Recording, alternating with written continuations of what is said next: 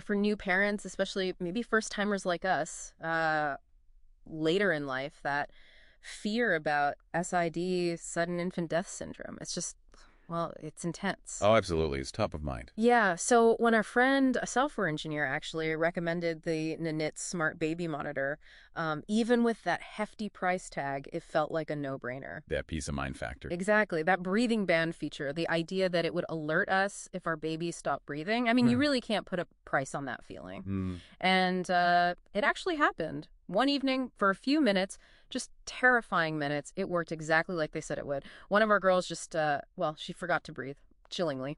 Wow. So that initial trust, that feeling like, okay, this expensive thing was totally justified. It was huge for us. And it's really striking, isn't it, how that very real moment of relief, that validation driven by like the deepest parental fears. Yeah. It kind of perfectly sets you up for this much bigger issue we see everywhere now in digital life. Like a hook. Exactly, a hook.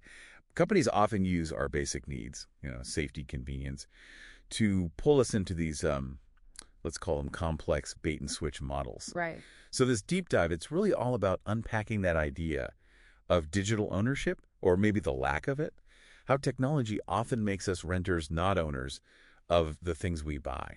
And our goal here, our mission today, is to figure out, okay, how can we push back? How do we reclaim some control, assert our digital independence when it feels like companies want to monetize, well, everything, even our kids' breathing. Yeah, even basic needs. So let's get into that bait and switch, that Yeah. really positive first experience with the Nanit.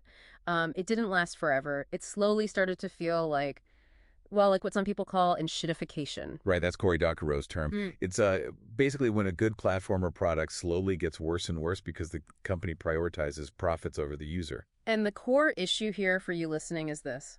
You pay a premium price for what seems like a complete product, the hardware. But what you're actually getting is, you're leasing its best features. That's the key point. Yeah. The hardware, the physical camera, it's yours. You bought it.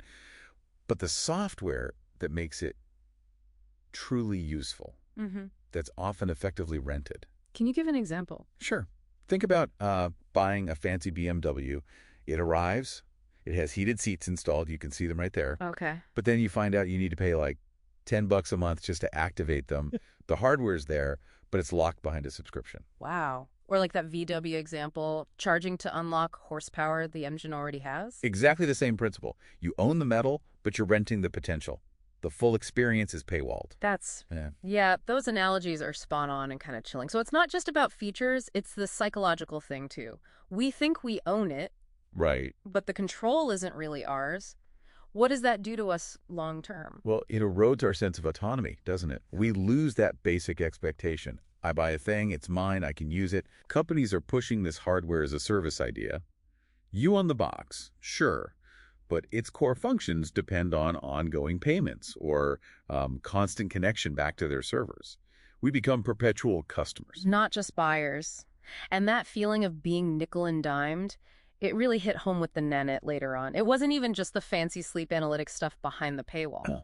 What was it then? It was when they put a paywall on convenience, like basic convenience. We wanted to add my mom, the babysitter, as a temporary viewer on the camera, just for an evening. And that cost extra. Yep, premium feature. Yeah. It was such a small thing, but it laid bare their real goal. Monetize everything. Push you into that subscription loop for the most basic stuff. And that's where it gets really insidious.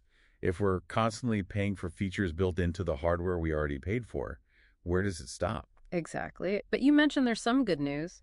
A technical fix. Yeah, thankfully. The solution to reclaim some control is actually surprisingly simple in many cases. You don't need to be a hacker or rewrite code. Okay, I'm listening. Our listeners need this.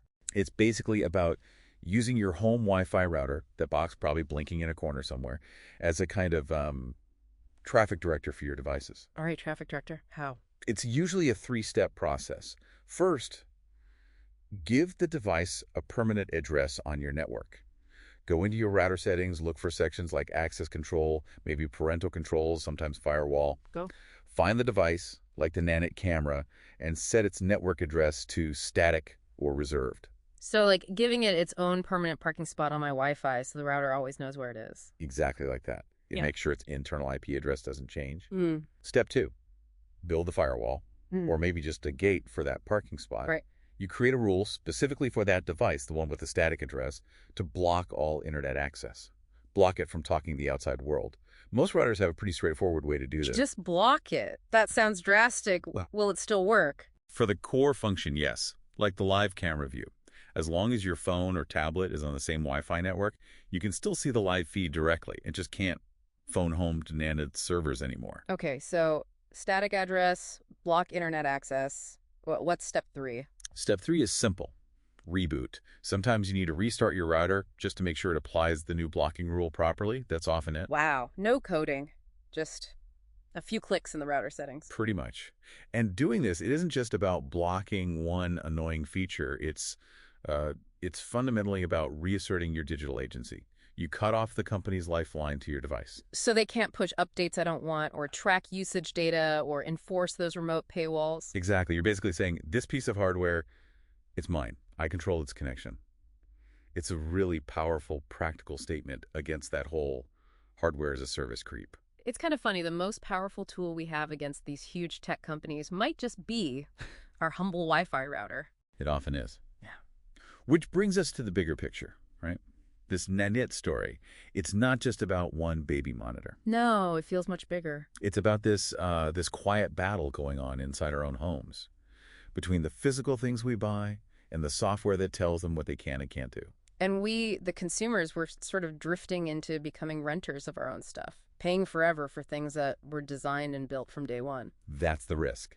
But, and this is important, the power to change that direction. Yeah. It's really firmly in our hands. It doesn't sound like it requires being a tech genius either. Not at all. It's about reclaiming privacy, yeah, but also securing your family's data and just having the final say over the things you own. It starts with a decision, really. A decision to be the owner, not the product being sold. It's about digital independence.